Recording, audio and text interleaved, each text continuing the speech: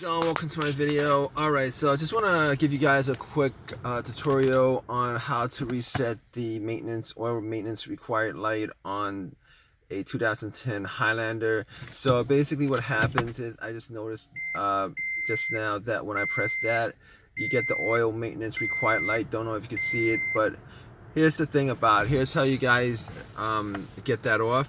First of all, you guys are going to need to press the trip button to trip A.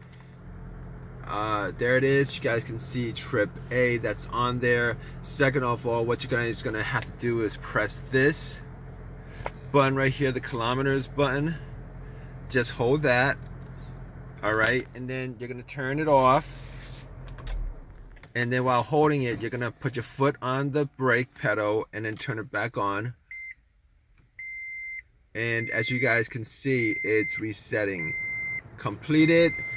And after that, it's done, guys. All right, that's how you do it. I'm seeing that the LCD is flashing right now because of my camera, but hope this has helped you guys out. All right, guys, take care.